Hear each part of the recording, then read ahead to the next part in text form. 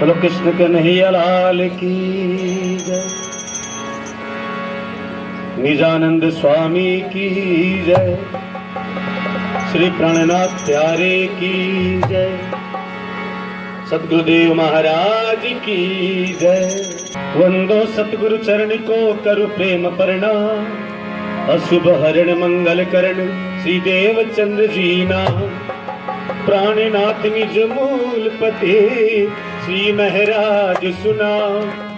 तेज कुंवर श्यामा जुगल को पल पल करूं प्रणाम। सतगुरु मंगल दास हो साथ सुंदर धाम। आशीष अपना दीजियो होवे पूर्ण काम, होवे पूर्ण काम। कृष्ण कन्हैया लाल की। गोविंद बोलो हरि गोपाल बोलो। गोविंद बोलो हरि गोपाल बोलो। गोविंद राधा रमण हरि श्री कृष्ण बोलो। केशव की जय जय माधव की जय जय। केशव की जय जय माधव की जय जय। गोरी मुकुट बंसी वाले की जय जय। गोरी मुकुट बंसी वाले की। हाँ गोविंद बोलो हरि गोपाल बोलो। राधा रमण हरि श्री कृष्ण बोलो। राधा श्री कृष्ण बोलो। बोलो कृष्ण कन्हैया लाल की जय। हृदयस्थ विराजमान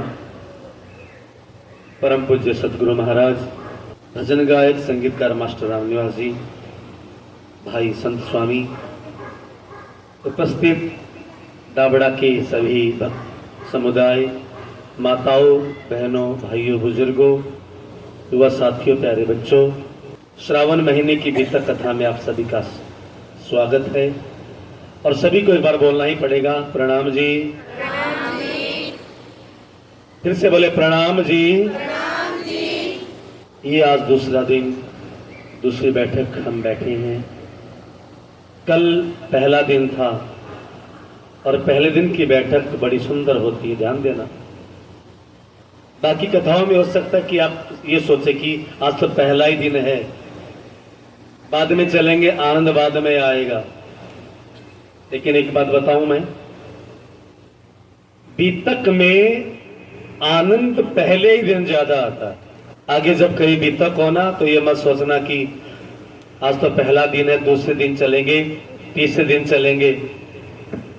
बीतक में तो आनंद पहले ही दिन बरसता है, क्योंकि पहले दिन हमें अपने घर की पहचान करनी होती है।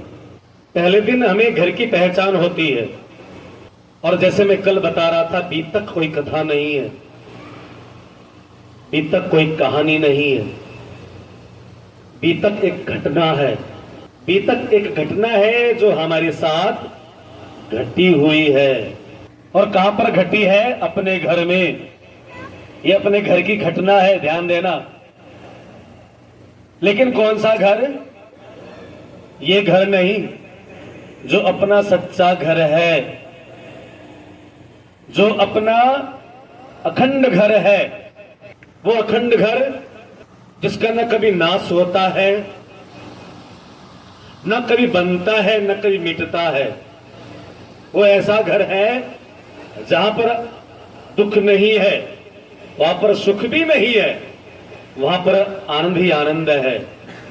वो ऐसा घर है जहां पर जीना मरना नहीं है, वहां पर तो चेतन ही चेतन है। वो ऐसा घर है जो झूठ नहीं है, वो सत्य है। वो कौन सा घर? अपना परम धाम। तो कल आप सुन रहे थे कि हमारा वास्तविक घर परम धाम है, हमारा वास्तविक ठिकाना परम धाम है। और वो परम धाम है कहां? ये मैंने आपको कल 1 घंटे के प्रवचन में बताया था कि स्वर्ग अपना घर नहीं है, वैकुंठ अपना घर नहीं है, भगवान नारायण का धाम अपना घर नहीं है, सात शून्य में अपना घर नहीं है, निराकार में अपना घर नहीं है। घर कौन सा है? हद पार बेहद है, बेहद पार अक्षर, अक्षर पार वतन है, जागिए निज घर। उस घर में हमें जगना है, उस घर में हम फरामोशी की नींद में सोए हुए हैं और हमारी सुरता यहां पर आई हुई है। आप ये कल सुन रहे थे। अब आज मैं आपको जो हमारा जो अगला सब्जेक्ट है, क्या था? कल हम परम धाम कहाँ है हमारा, मैं दोबारा से आपको बता दूं 2 लाइन सुनाकर। जहाँ कण कण में है नूर भरा और शोभा अपरम पारा, वो परम धाम है हमारा, वो परम धाम है हमारा। जहाँ कण कण में है नूर भरा और शोभा अपरम पारा, वो परम धाम है हमारा, वो परम धाम है हमारा। कहीं फूल बाग कहीं फूल बाग कहीं कुंज निकुंज सुहाना, कहीं फूल बाग कहीं फूल बाग कहीं कुंज निकुंज सुहाना। है सात घाट और पाट घाट फिर चांदनी चौक सुहाना, है सात घाट और सात घाट फिर चांदनी चौक सुहाना, फिर चांदनी चौक सुहाना। शोभा उसकी मुख से ना हो लगता है कितना प्यारा, वो परम धाम है हमारा, वो परम धाम है हमारा। जहाँ कण कण में है नूर भरा और शोभा अपरम पारा, वो परम धाम है हमारा, वो परम धाम है हमारा, वो परम धाम है हमारा, वो परम धाम है हमारा। वो अपना परम धाम है माताओं बहनों भाइयों, जहाँ चांद सूरज को गम नहीं, नहीं पावक को काम, पहुंचे सो आवे नहीं, सोई मुकुंद निज धाम। वो अपना असली घर है। ये घर तो एक दिन छूट जाएगा। ये ईंट गारों से बना हुआ, सीमेंट से बना हुआ मकान छूट जाएगा। ये नहीं, ये जो मकान है ना पंच तत्वों का बना हुआ, ये भी छूट जाएगा। लेकिन ध्यान देना, जब ये छूट जाएगा तो जो मैं बोलने वाला है ना, मैं, हम बोलते ना मैं हूं, वो मैं बोलने वाला वो जीव आत्मा कहां जाएगा, उसका घर कहां? तो मैंने कल बताया था इस जीव आत्मा का वास्तविक घर न स्वर्ग है, न बैकुंठ, न भगवान नारायण का धाम, न सात शून्य, न निराकार। वो अपना परम धाम है। अब परम धाम अपना घर है जहां पर आनंद ही आनंद है, जहां पर प्रेम ही प्रेम है, जहां पर खुशियां ही खुशियां हैं, जहां पर नूर ही नूर और प्रकाश ही प्रकाश है। वहां अधूरा कुछ नहीं है, वह पूर्ण है, परिपूर्ण है। लेकिन उस पूर्ण घर से जहां पर सुख ही सुख और परम आनंद ही आनंद है, तो यहां पर क्या लेने के लिए आए? सबसे पहली बात आज मैं बताऊंगा हम यहां क्यों आए संसार में। हमें सबसे पहले पता होना चाहिए मैं कौन हूं, कहां से आए हैं, पता लग गया ना? कहां से आए हैं? परम धाम से। और कहां जाना है वापस? अपने घर परम धाम। लेकिन बीच में एक जो क्यों आए हैं, जब ये पता लग जाएगा ना, तो वास्तव में हमें अपने घर की याद आएगी। जैसे हम सब अपने घर से चल चल कर कोई 8 बजे, कोई 8:30 बजे, कोई 9 बजे यहां पर आए हैं ना। क्यों आए हैं? सत्संग सुनने, ज्ञान लेने के लिए, गीतक सुनने के लिए, भजन सुनने के लिए। तो परम धाम में जब हम रहते थे तो यहां क्यों आए इस संसार में? तो इसका भी एक बड़ा महाकारण है। उसको कहते हैं महाकारण।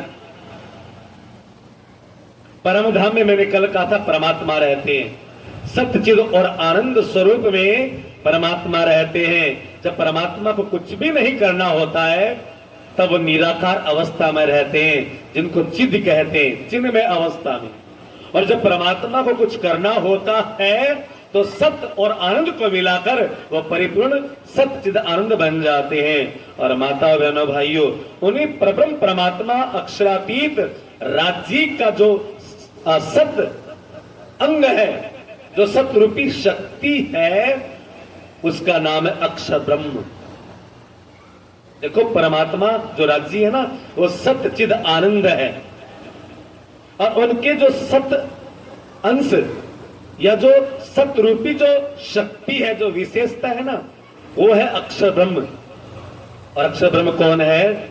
आप कभी कभी वृंदावन जाते हो ना, तो वृंदावन से क्या लेकर आते हो? छोटे से लड्डू गोपाल लेकर आते हो ना, वो लड्डू गोपाल अक्षर ब्रह्म है। लेकिन हमारे राज्य अक्षरातीत है, अक्षर से भी आगे अक्षरातीत परब्रह्म परमात्मा।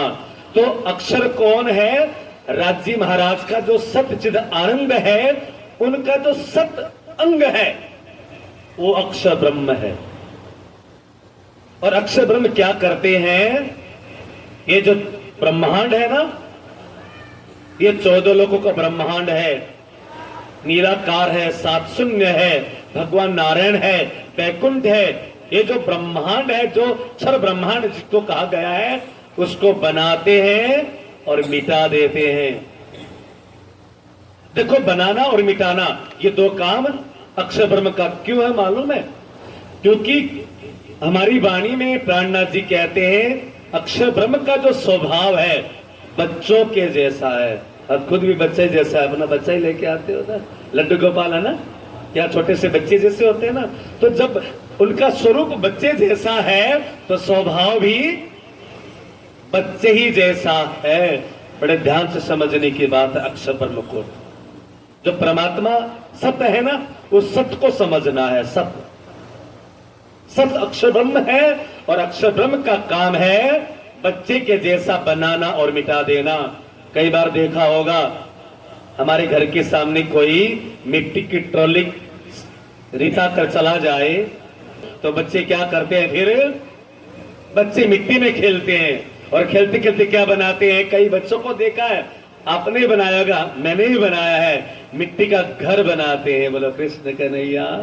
बनाते हैं ना, वो पैर देकर अंदर पैर देते, फिर ऊपर थप थप थप थप करके उसको पक्का कर देते ताकि पैर नीचे से निकाले तो टूटे नहीं। और बच्चा उस मिट्टी के घर में फिर ऊपर झंडा भी लगाता है ना।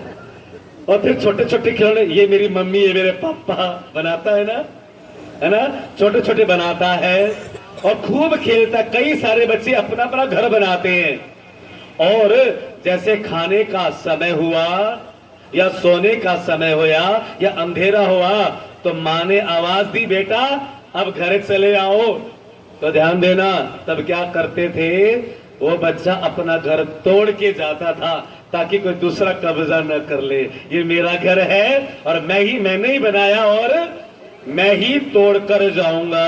ये काम है लड्डू गोपाल जी का, क्योंकि वो अक्षर ब्रह्म है। और ये कौन है? सच्चिद आनंद जो परब्रह्म परमात्मा है ना, उनके कार्य ब्रह्म है, समझ लो पिए हैं।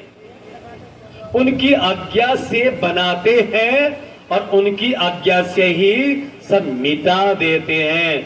कार्य ब्रह्म इसलिए है कि परब्रह्म कुछ भी करते नहीं है, और कार्य ब्रह्म वो जो कहते हैं वो करते हैं। क्योंकि हमारे परब्रह्म परमात्मा रास जी कुछ करते नहीं है, वो केवल आज्ञा देते हैं। जैसे हमारे देश के राष्ट्रपति है ना, वो कुछ करते नहीं है, केवल संसद में जो बिल पास होता है ना उस पर साइन करते हैं, हाँ ये लागू करना है या लागू नहीं करना है। अब एनआरसी सीएए करके जो है ना, वो पहले तो बिल पास हुआ था संसद में, उसके बाद राष्ट्रपति ने मोहर लगा दी, हाँ ये कानून लागू हो जाना चाहिए। तो हमारे राज्य महाराज क्या करते हैं? परमात्मा वो करते नहीं है, वो करवाते, केवल साइन करते हैं, क्योंकि वो ऑलमाइटी गॉड है, वो सुप्रीम पावर है, वो परमात्मा है। वो करते नहीं है, अपने कार्य ब्रह्म, अपने सत्य अंश अक्षर ब्रह्म को आज्ञा देकर करवाते हैं। और अक्षर ब्रह्म का स्वभाव कैसा है? कैसा है? बच्चों जैसा। स्वरूप भी कैसा है? बच्चों जैसा। इसलिए बाल स्वभाव है अक्षर ब्रह्म का, बालक लीलाधारी है करके हमारी वाणी में एक चौपाई आई है। उस अक्षर ब्रह्म का स्वभाव बच्चे के जैसा है, वो बनाते हैं, मिटाते हैं। क्या बनाते हैं? ये पूरा ब्रह्मांड बनाते हैं।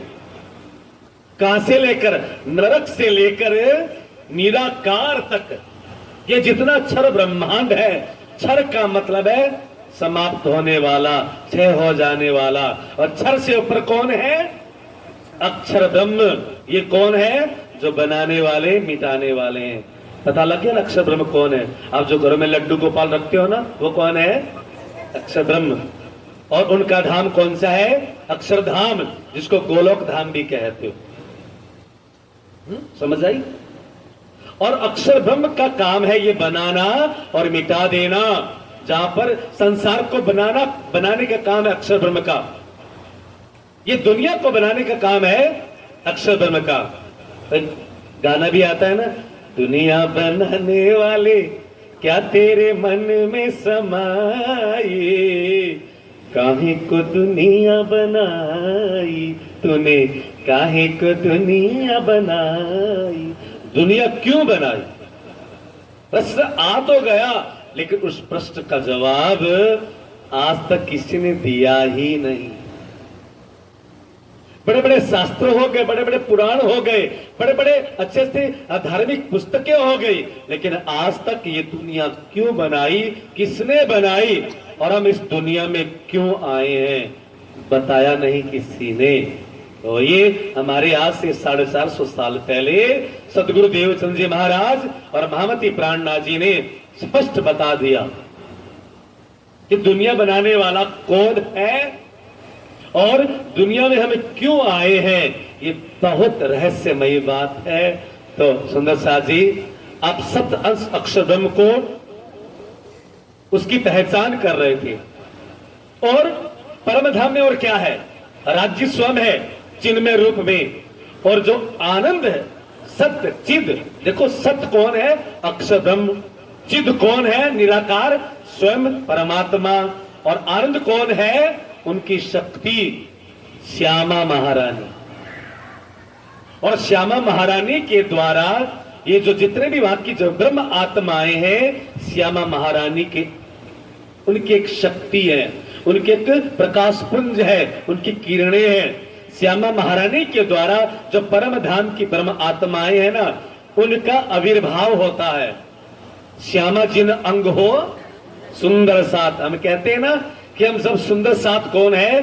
श्यामा जी के अंग हैं, श्यामा जी के किरणें हैं, श्यामा जी की शक्तियां हैं, श्यामा जी के अंश हैं। तो परम धाम में जितने भी और साधन है वो सब श्यामा जी के द्वारा है। तो श्यामा जी कौन है? आनंद अंग है परमात्मा के। जो सच्चिद आनंद है ना, वो आनंद अंश है महारानी श्यामा महारानी। ठीक है। और वहां पर हम सब ब्रह्म आत्माएं राज्य महाराज के साथ रहते हैं। हमारा घर परम धाम है, तो परम धाम में हम सब उन ब्रह्म परमात्मा के साथ रहते हैं। वहां पर खेल करते हैं, बातें करते हैं, और सब की सब जैसे हमारे यहाँ की रूटीन है ना, उसी तरह की रूटीन। लेकिन एक अंतर था, उन हम परम धाम की ब्रह्म आत्माओं को ये नहीं पता था कि परम धाम के बाहर भी कुछ है, परम धाम के बाहर भी कोई दुनिया है, कोई संसार है, कोई जगत है। उनको तो ये था हम हैं, श्यामा महारानी है, परम धाम है, और हमारे पिया प्रियतम श्रीराज श्यामा राज जी हैं, बस इसके अलावा कुछ भी नहीं। और एक बार की बात है, और वहां की जो ब्रह्म अंगनाएं हैं, आत्माएं हैं, उनमें एक झगड़ा हो गया। और झगड़ा कैसा? यहाँ के जैसा ईर्ष्या वाला झगड़ा नहीं, वो प्रेम का झगड़ा। क्या झगड़ा? परमात्मा कहते अपनी अंगनाओं से, मेरा प्रेम तुम में ज्यादा है। लेकिन हम सब ब्रह्म अंगनाओं ने क्या कहा? रहने दो, हमारा प्रेम आप में ज्यादा है। बस यही कारण बन गया संसार में, दुनिया में आने का। बड़े ध्यान से सुनना, प्रेम का रबद हुआ, प्रेम का झगड़ा हुआ। हमारी वाणी में रबद शब्द लिखा है क्योंकि ये उर्दू का शब्द है। उस समय उर्दू भाषा ज्यादा बोली जाती थी। एक बड़ा से एक बहन ने मुझे प्रश्न किया, गुरुजी अपनी वाणी में उर्दू के शब्द ज्यादा क्यों है? तो मैंने कहा क्योंकि आज से 450 साल पहले हमारे भारत में मुसलमानों का राज्य था, औरंगजेब का राज्य था, और उस समय हमारी भाषा में ज्यादातर उर्दू के शब्द ही बोले जाते थे, ज्यादातर उर्दू के ही शब्द। और हम भी जो बातें करते हैं ना, उसमें 50% हम उर्दू बोलते हैं, पता नहीं चलता हमें। ये जो कुर्ता पजामा है ना, ये हिंदी शब्द नहीं है, उर्दू का शब्द है, ठीक है ना? ये अपना है नहीं। हमारे हिंदुस्तान में तो कुर्ता धोती पहना करते थे, पजामा अपना है ही नहीं। अब धोती खत्म हो गया, पजामा अपना नहीं है। ये मैं कई शब्द बता दूंगा, वो जो हम आम बोलचाल की भाषा में। तो उस समय जो पढ़ाई होती थी ना, उर्दू की होती थी। अब भी कोर्ट में आप जाओगे ना, रजिस्ट्री कराओगे ना, पता ही नहीं चलता कौन सी भाषा कर लिख रखी है। अब क्योंकि वही भाषा अब तक चली आ रही है, तो मैंने उस बहन को बताया कि इसलिए क्योंकि उस समय उर्दू भाषा। तो परम धाम में प्रेम का रबद हुआ, प्रेम का झगड़ा हुआ। क्या? हम लोगों ने कहा, हे प्रभु, हे पिया, हे परमात्मा, हमारा प्रेम ज्यादा है। राज्य ने कहा, मेरा प्रेम ज्यादा है। झगड़ा हो गया। आपको पता नहीं है हम आपसे कितना प्रेम करती है, हे पिया जी, हम बहुत प्रेम। राज्य ने कहा, रहने दो, ये सब दिखावा है, झूठ मूठ का है। जब तुम्हारी परीक्षा होगी ना, तो परीक्षा में तुम फेल हो जाओगे। हम जिद करके बैठ गए। हमने कहा 100 बार आजमा के देख लो, 100 बार आजमा लो, हमारा ही प्रेम ज्यादा है। तो ये बात हो गई। तब राज्य महाराज ने क्या सोचा, इनको अब मैं बताऊंगा किसका प्रेम ज्यादा है, मेरा प्रेम ज्यादा है या तुम्हारा प्रेम ज्यादा है। तो परम धाम में राज्य के साथ जो झगड़ा हुआ वो प्रेम का झगड़ा हुआ। और फिर राज्य महाराज ने क्या किया, अक्षर ब्रह्म है ना, जो लड्डू गोपाल है, जो गोलोक की श्री कृष्ण है, अक्षर ब्रह्म को कृष्ण भी कहते हैं ना, लड्डू गोपाल को कृष्ण कहते हैं। वो गोलोक के कृष्ण हर रोज राज्य महाराज के दर्शन करने के लिए परम धाम में आते थे। बड़े ध्यान से सुनना, हर रोज परम धाम में परमात्मा के दर्शन करने के लिए। जैसे हम भी सुबह सुबह नहा धोकर क्या करते हैं, जो आस्तिक लोग होते हैं वो क्या करते हैं, स्नान आदि करके धूप बत्ती करते हैं ना मंदिर में। सबसे पहले मंदिर में माथा रखते हैं, उसके बाद ही चाय पीते हैं। लेकिन कईयों का तो चलो उठते ही, मैं नहीं कहूंगा आपको कुछ भी, आपकी जैसी आदत है। लेकिन कई लोगों की जो आस्तिक होते, सबसे पहले हम प्रभु के दर्शन करेंगे, हम सबसे पहले मंदिर में माथा रखेंगे, उसके बाद जलपान। तो अक्षर ब्रह्म क्या सोचते थे कि मैं सबसे पहले राज्य के दर्शन करूं, प्रभु परमात्मा के पिया जी के दर्शन करूं, उसके बाद अपने काम में लग जाऊं। परम धाम की परम आत्माओं ने परम राज्य के अलावा, परमात्मा के अलावा अक्षर ब्रह्म को, लड्डू गोपाल को कभी देखा ही नहीं था। और आज राज्य ने क्या किया, हर रोज अक्षर ब्रह्म आते प्रणाम करने के लिए, और झरोखे में से देखते यूं, और राज्य महाराज की अक्षर ब्रह्म की दोनों की आंखें मिलती और बस यूं प्रणाम करके निकल जाते। क्योंकि अक्षर ब्रह्म को भी परम धाम में अंदर जाने का परमिशन नहीं है, अनुमति नहीं है। क्योंकि कबीर जी ने कहा है ना कि जा घर में अबला बसे वो घर हमसे दूर। कबीर जी भी कहते हैं जिस घर में अबला का मतलब वो ब्रह्म आत्माएं रहती है ना, वो घर नजर में तो है मेरी, लेकिन वो मुझसे दूर है, वहां तक मेरी पहुंच नहीं है। क्योंकि कबीर जी की पहुंच थी अक्षर ब्रह्म तक, अक्षर ब्रह्म तक कबीर जी की पहुंच थी। और वो वहां से, जैसे अक्षर ब्रह्म हर रोज परम धाम के दर्शन करने आते, बस वहीं से बाहर से परम धाम के दर्शन होते थे। और आज राज्य महाराज ने सोचा कि अब सखियों को मैं बता दूं कि किसका प्रेम ज्यादा है।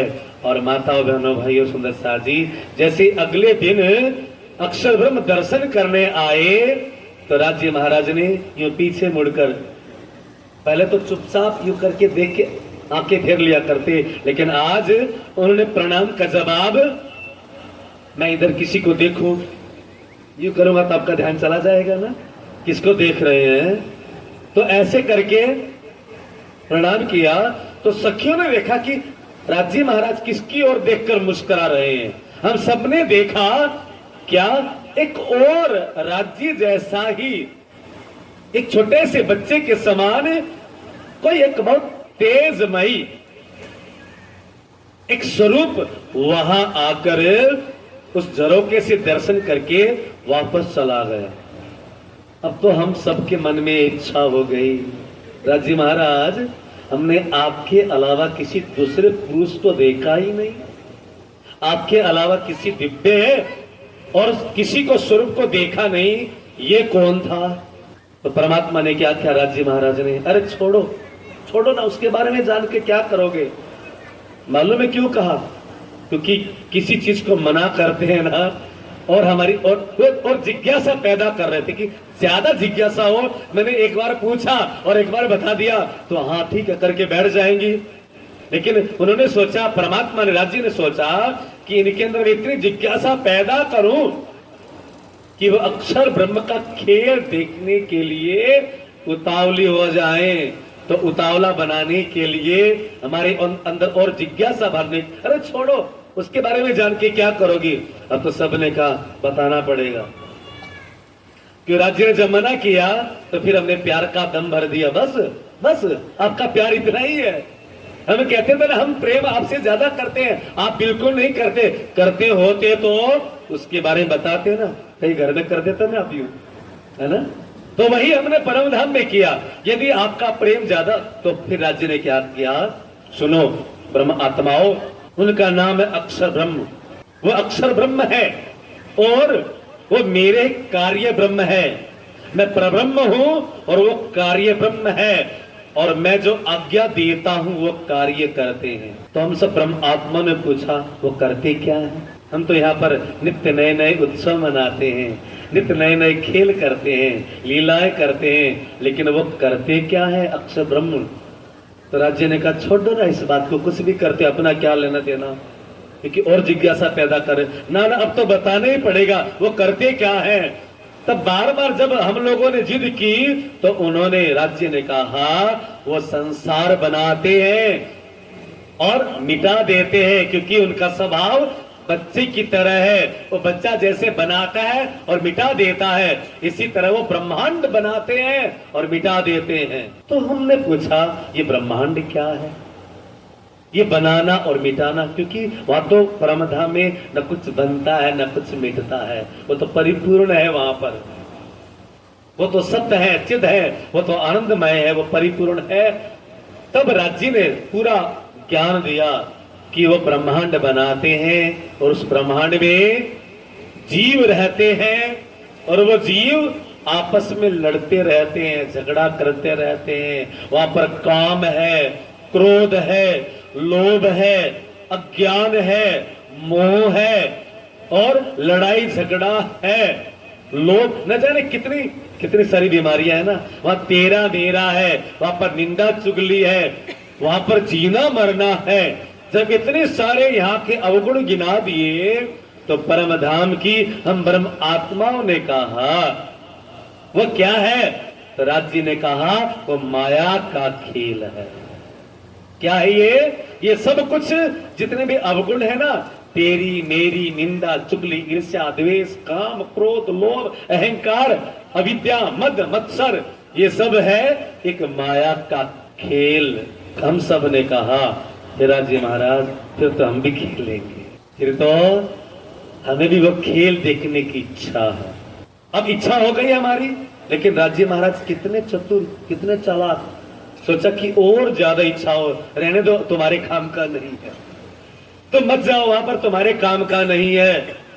लेकिन जब बार बार जिद किया, तब धनी ने किया 3 बेर, और तब हम मान गया फेर फेर फेर।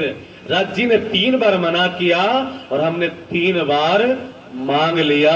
और यहाँ पर जो 3 बार पक्का करने का जो एक नियम है ना, 3 बार बोल हाँ हाँ हाँ, तो वही परम धाम का ये 3 बार का यहीं पर वो सिस्टम। 3 बार मना किया और हमने 3 बार जिद की जाएंगे जाएंगे। तब राज्य ने कहा, देखो मैं तुम्हें भेजने से इनकार तो नहीं करता, लेकिन एक दिक्कत है इस संसार में, इस जगत में, इस दुनिया में जाओगी तो। क्या दिक्कत है जी? वहां ये दिक्कत है कि वहां जाकर तुम मुझे पक्का भूल जाओगी। जो तुम प्यार का दम भरती हो ना, हम बहुत प्रेम करते आपसे, वहां जाकर तुम भूल जाओगी। तब हमने कहा, क्यों मजाक करते हो, हम और आपको भूल जाएं? ऐसा हो ही नहीं सकता। कैसे हो सकता कि हम आपको इतना प्रेम करती हैं, हम आपको इतना स्नेह देती हैं, हम आपको कैसे भूल जाएं? हम आपकी अंगना हैं, हम आपकी आत्माएं हैं, हम आपकी सखियां हैं, हम आपकी गोपियां हैं, हम नहीं भूलेंगे आपको। तब राज्य ने कहा, क्योंकि इसलिए भूल जाओगी तुम, वहां जाकर मेरे स्वरूप को भूलकर क्या पूजा करोगी? वहां पर जाकर तुम आग, पानी और पत्थरों की पूजा में लग जाओगी। वहां पर नकली भगवान को अपना पति मान लोगी, वहां पर जो नहीं है उसको अपना बना लोगी। और वो माया का खेल ऐसा है, उस माया के खेल में बड़े बड़े साधु संत तपस्वी भी भरमा जाते हैं, लेकिन तुम वहां जाकर तुम भी भूल जाओगे। क्योंकि अक्षर की माया इतनी खतरनाक है, क्योंकि वाणी में प्राणनाथ जी कहते हैं, ए माया छे अति बलवंती, उपने छे मूल धनी थकी। ये माया क्या है? परमात्मा की छाया है। ये माया और कुछ नहीं है, परमात्मा की छाया है। परमात्मा की छाया को ही माया कहते हैं, लेकिन हम माया के पीछे पड़े हैं, मतलब परमात्मा की छाया के पीछे पड़े हैं और असल को हमने छोड़ दी। अच्छा एक बात बताइए, हम सूरज के सामने खड़े हैं, हमारी छाया है, और कोई कितने शक्तिशाली व्यक्ति क्यों ना हो, वो छाया को पकड़कर आपको रोकना चाहे तो रोक सकता है क्या? छाया को रोकना तो किसको पकड़ना पड़ेगा? वो छाया के मालिक को। ध्यान देना, जो छाया का मालिक है ना, उसको पकड़ लोगे तो छाया अपने आप रुक जाएगी। इसी तरह हम माया को तो पकड़ना चाहते हैं, लेकिन माया के पति, माया के धनी राज्य महाराज को पकड़ना नहीं चाहते, तो माया हाथ से छिड़क जाती है। इसलिए आपको कुछ भी चाहिए, आप उनके पीछे न दौड़कर जो उसका स्वामी है, जो माया का स्वामी है, उसको पकड़। क्योंकि ये माया से अति बलवंती, और आगे क्या कहा है? उपनी छे मूल धनी थकी। कहां से उपजी है ये? इसका उत्पन्न कहां हुआ है? कहां से जन्मी है? उपनी छे मूल धनी थकी। मूल धनी का मतलब राज्य महाराज के द्वारा ही माया की उत्पत्ति हुई है। तो राज्य कहते हैं कि वहां जाकर तुम मुझे भूल जाओगी और आग, पानी, पत्थरों की पूजा में लग जाओगी, अपने अपने देवी देवता बना लोगी, अपने अपने भगवान जो कि असल में नहीं है उसको मान लोगी। तुम कभी ईंट की पूजा करोगी, कभी किसी पेड़ की पूजा करोगी, कभी किसी पानी की पूजा करोगी, असल को भूल जाओगी। ध्यान देना, ऐसा ही हो रहा है ना। वहां पर परमात्मा ने, राज्य ने कहा था, और वही बात यहाँ पर आकर हो रही है। और तब हमने बड़ी जिद की, हमें तो खेल देखना है, ये माया का खेल देखना है। और माताओं बहनों भाइयों, ये माया का खेल ध्यान देना किस तरह का है, मैं एक उदाहरण दिया करता हूँ यही का। जैसे पहले हमारे हिसार में सर्कस का खेल चला करता था ना, बड़े बड़े पोस्टर लगा करते थे, सर्कस लगी है, सर्कस लगी है। तो ध्यान देना, ये संसार कैसा है, वो सर्कस की तरह है। सर्कस में 3 तरह के लोग होते हैं। एक बात बस याद रखना, इस संसार में भी 3 तरह के लोग हैं, इस ब्रह्मांड में भी 3 तरह के लोग हैं। जैसे सर्कस में 3 तरह के लोग, पहला कौन? पहला सर्कस का खेल दिखाने वाले, देखा होगा ना, वो रस्सी में कूदते यूं करके, है ना, वो एक तो खेल दिखाने वाले। और दूसरे कौन होते हैं? टिकट लेकर हम जैसे खेल देखने वाले। कितने हो गए? 2। और तीसरा कौन होता है पता है? उस खेल का मालिक, डायरेक्टर, जो अलग से बैठा हुआ उन दोनों को डायरेक्शन देता है, खेलने वालों को भी और देखने वालों को भी। देखने वालों को कब क्या चाहिए, कब अब क्या दिखाना है। अब शेर आएगा पिंजरे में और एक शेर को नचाने वाले आएगा, वो करेगा। वो जो खेल दिखाने वाला है वो डायरेक्टर है। तो माताओं, बहनों, भाइयों, सुंदर साजी, यहाँ भी 3 तरह के लोग हैं। एक खेल करने वाले जो माया के परमानेंट जीव रहते हैं, जो बदलते नहीं है। खेल करने वाले क्या करेंगे सर्कस के, मालूम है? खेल दिखाएंगे, आधा घंटे का ब्रेक होगा, कुछ खा पी लेंगे, और फिर जो देखने वाले थे क्या करेंगे? खेल देखकर वापस डाबड़ा आ जाएंगे, है ना? या वहीं रहोगे, वहां पर रखेंगे भी नहीं। हाँ, लेकिन जो अच्छा कर्तव्यबाज होगा ना, उसको तनख्वाह देकर रख भी लेंगे। बोलो कृष्ण का दैया। तो हम में से जो अच्छा खेल देखने वाला ये सोची कि नहीं, मैं तो खेल ही दिखाऊंगी, मैं तो खेल ही दिखाना है। वहां पर ध्यान देना, मैं बता रहा था 3 तरह के लोग, एक खेल करने वाले, एक खेल देखने वाले, और एक खेल दिखाने वाला। दिखाने वाले कौन है? कौन है? डायरेक्टर, परमात्मा। और खेल करने वाले कौन है? ये जो माया के जीव हैं, जो हमेशा माया में उलझे ही रहते हैं। और तीसरे कौन है? परम धाम की परम आत्माएं जो खेल देखने आई। अब हमारा कर्तव्य क्या है? सर्कस पूरा हो गया तो क्या करें हम? सर्कस पूरा होते ही अपने घर में जाने की तैयारी करें। लेकिन घर में कौन जा सकेगा? जिसको अपने घर का पता हो। सर्कस में जाकर कई भूल भी जाते अपने घर को, तो वो तो फिर क्या करेंगे? वहीं पर एक बात हो, खेल देखने वाला खेल देखकर अपने घर चला जाता है। परम धाम वो मुक्त हो गया। पुनर्जन्म न विद्यते, कृष्ण गीता में कहते हैं ऐसों का जो खेल देखने आए उनका दोबारा जन्म नहीं होता। लेकिन जो खेल दिखाने वाले होते हैं वो क्या करते मालूम है? फिर मरते हैं, स्वर्ग में या नरक में चले जाते हैं, फिर खेल दिखाने के लिए आ जाते हैं। फिर मरते हैं, फिर खेल दिखाने के लिए आ जाते हैं। अब आप बताइए, आप निर्णय करिए, आप खेल देखना अच्छा पसंद करते हैं या खेल खेलना ज्यादा पसंद करोगे? कौन सा बताइए? एक देखना अच्छा है या उस खेल को कर्तव्य दिखाना, उसमें उसी में रहना? अब तक नहीं समझ आई आपको? हम परम धाम से खेल देखने आए हैं, ये सर्कस देखने आए हैं, ये माया का नाटक देखने आए हैं।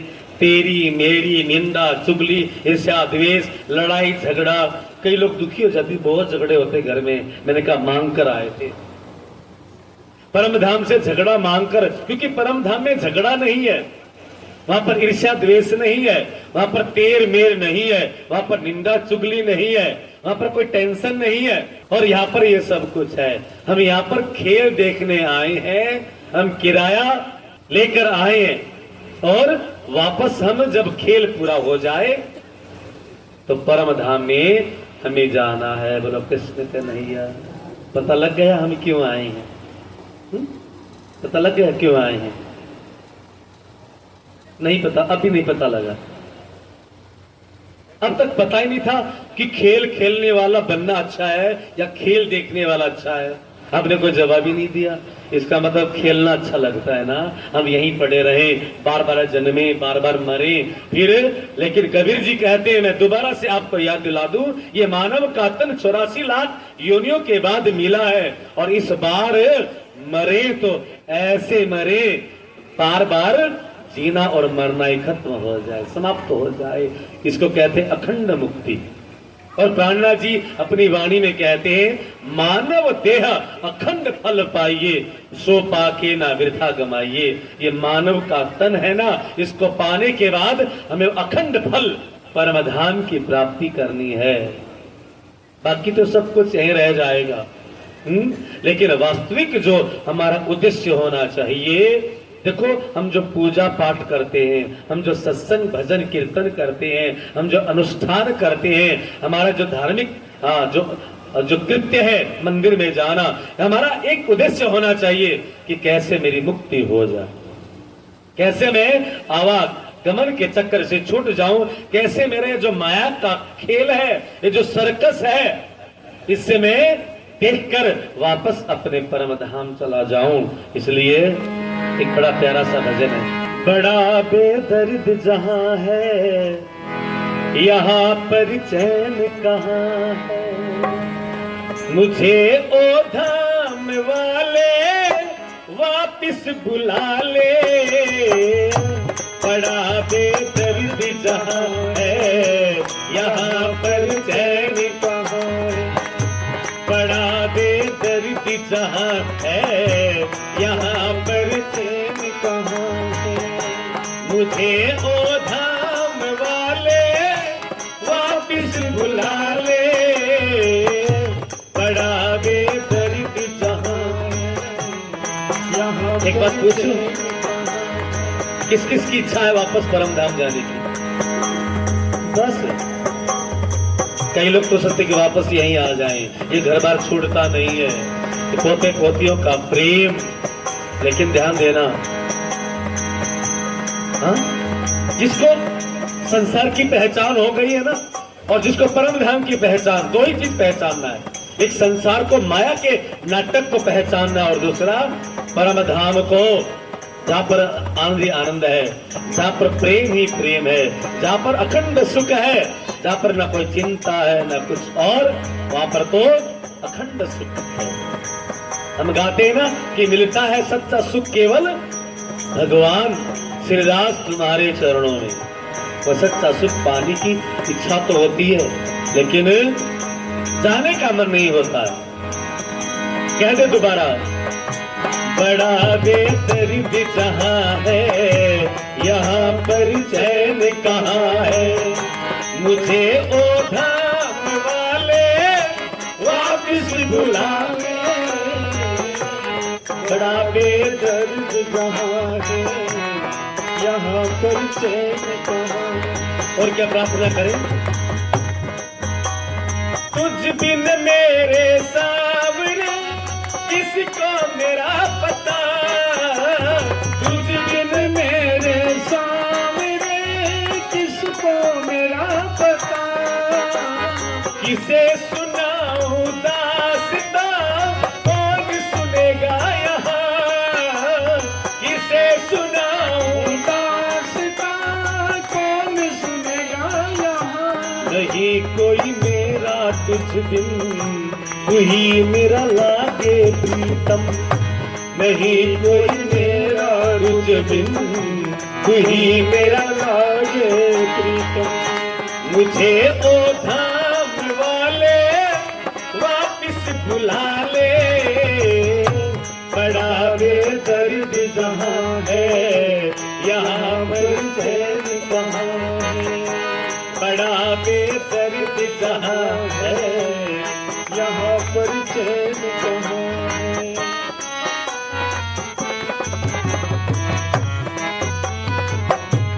और जाग के आप तो देखते नींद में मुझको यहाँ, जाग के आप तो देखते नींद में मुझको यहाँ, ऐसा खेल दिखा दिया हमको था ना पता, ऐसा खेल खिला दिया हमको था ना पता। ये सपना तोड़ दे प्रीतम, बुला ले हमको प्रीतम, ये सपना तोड़ दे प्रीतम, बुला ले हमको प्रीतम, मुझे ओ धाम वाले वापिस बुला ले।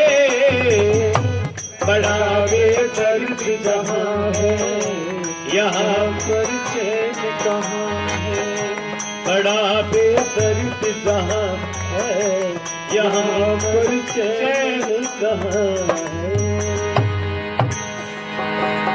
अब ये खेल देखने के लिए हम परम धाम से इस संसार में आ गए।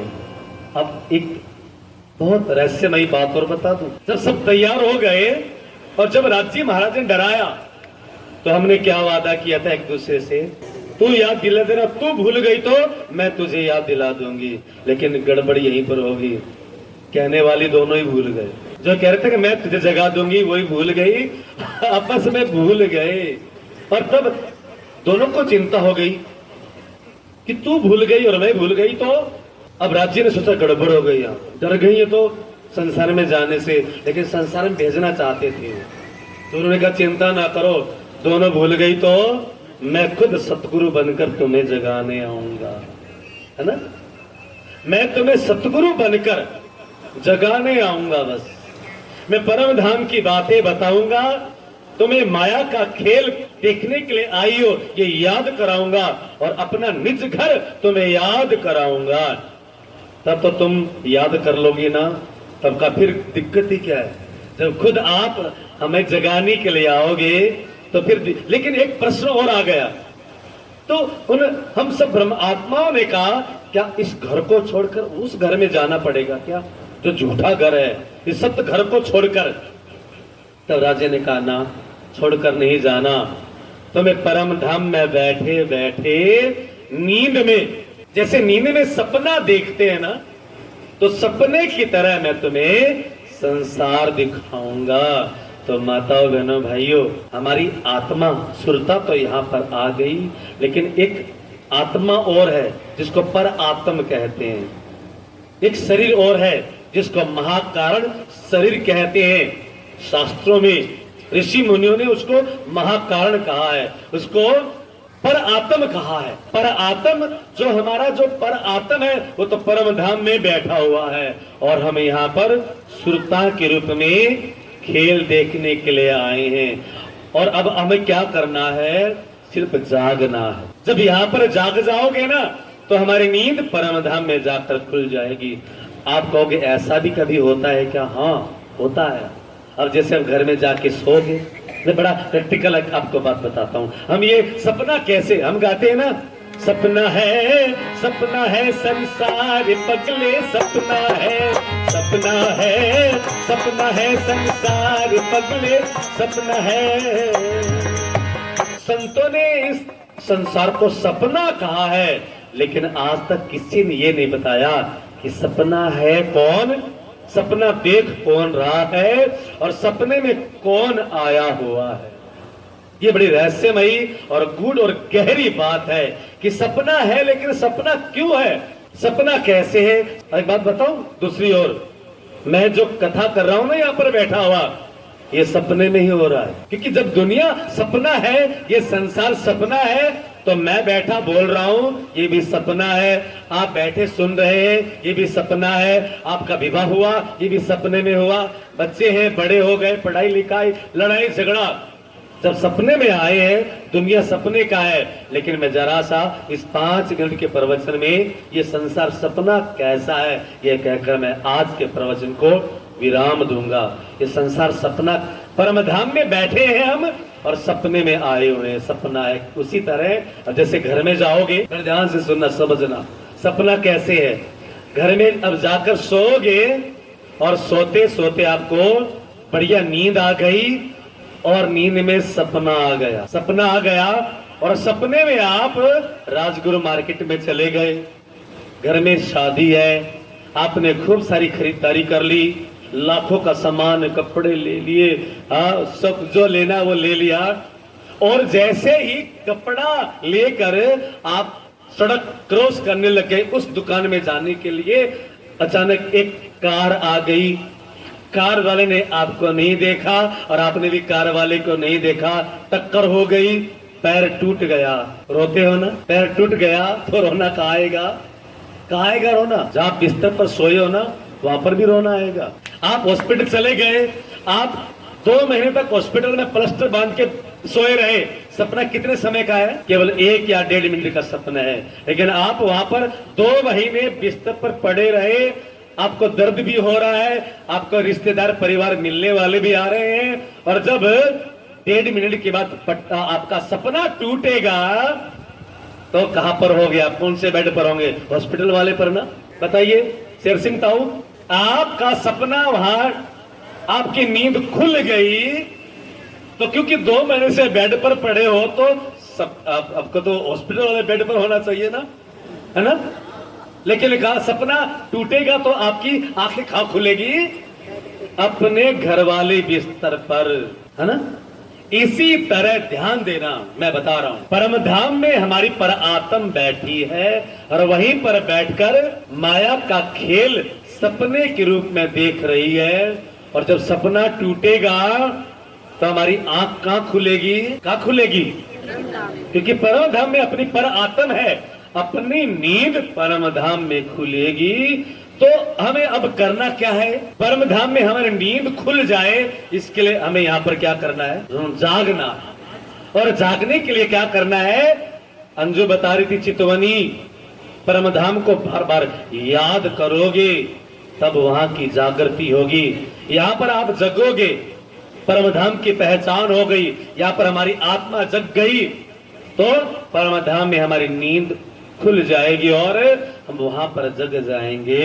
लेकिन एक दिक्कत और है, राज्य महाराज ने ये कहा कि जब सबकी आंख है ना एक साथ खुलेगी, कोई पहले जग गया ना, वो जग गया, उसका काम क्या है?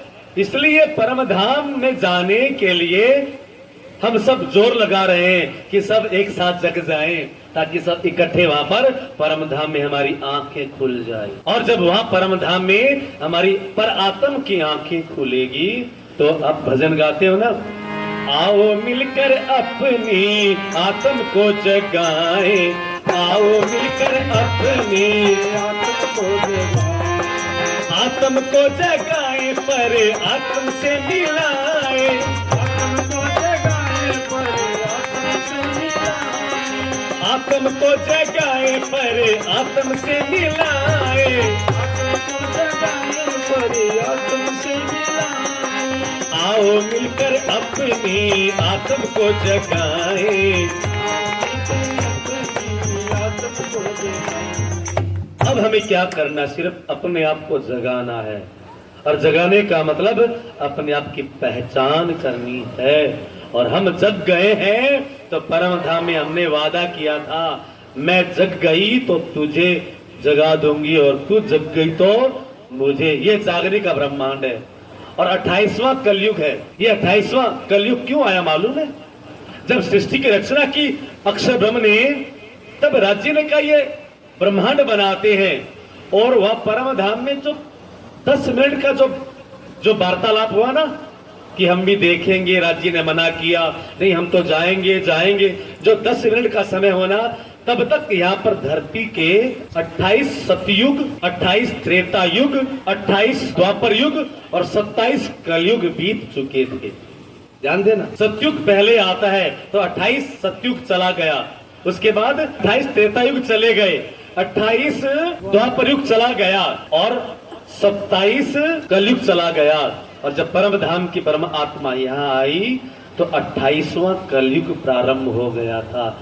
क्योंकि आज से लगभग 5000 साल पहले या 5200 साल पहले द्वापर युग था। 28वां द्वापर युग समाप्त हुआ तो 28वां कलयुग प्रारंभ हो गया। और हमारे शास्त्रों में लिखा है कि ये 28वां कलयुग है, ये जागने का ब्रह्मांड है। इसमें न तपस्या करने की आवश्यकता है, न हवन यज्ञ की आवश्यकता है, न पूजा पाठ, केवल आप घर में बैठे बैठे अपने आप को जगाएं। जागने का ब्रह्मांड ये। और ये जगने का नाम किसी भी धर्म शास्त्रों में नहीं है, केवल ईशावास्य उपनिषद है ना, उसमें केवल लिखा है जागो। जागने का ब्रह्मांड है, ये जागनी है।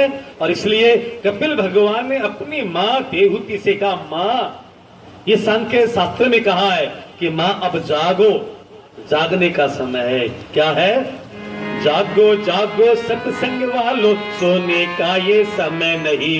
जागो जागो सत्संग वालों, सोने का ये समय नहीं। सोने का ये समय नहीं, खोने का ये समय नहीं। सोने का ये समय नहीं, खोने का ये समय नहीं। हाँ, हाँ जागो जागो सत्संग वालों, सोने का ये समय नहीं।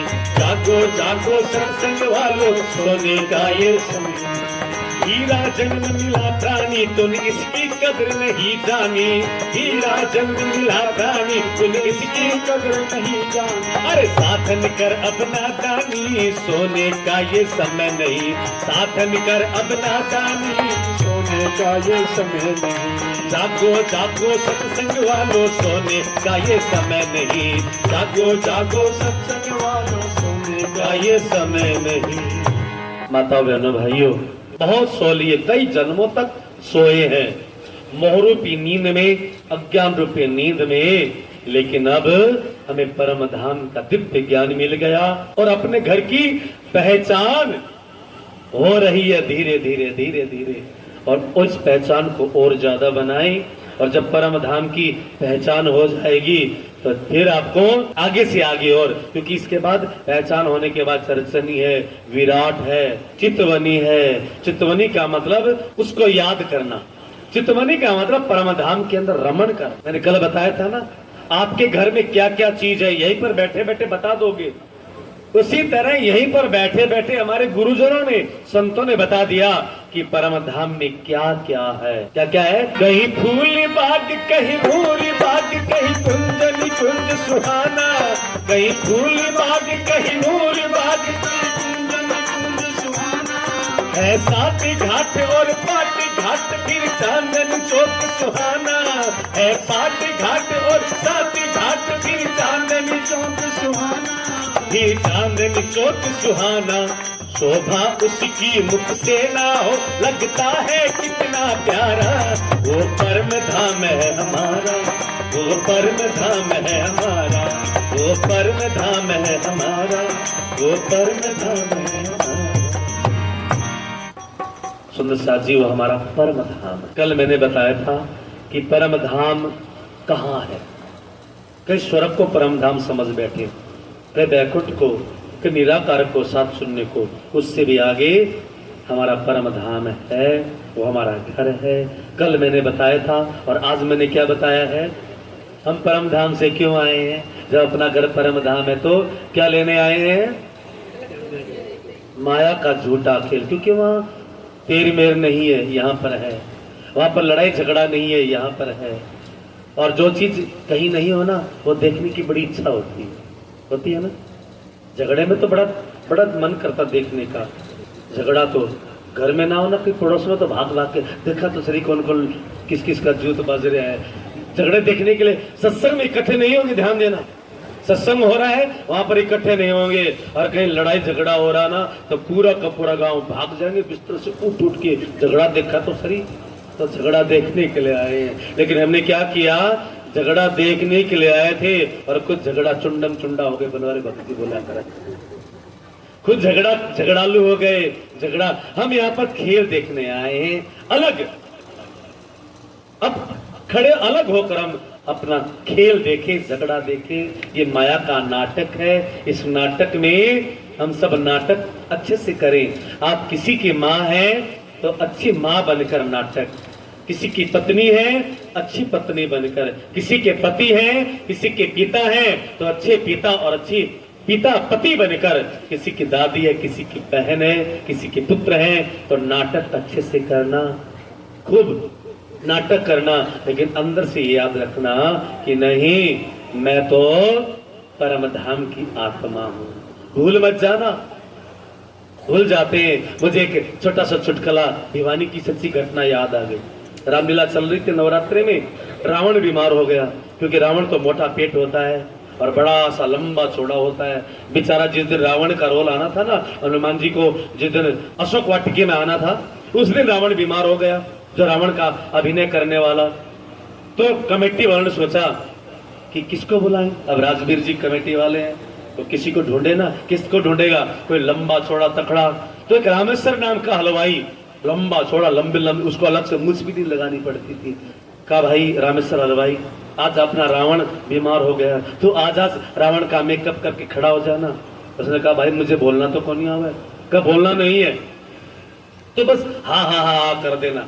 वो रावण की एक्टिंग कर देना, बाकी हम पीछे से हम बोल देंगे, तुम मुंह हिलाते रहना।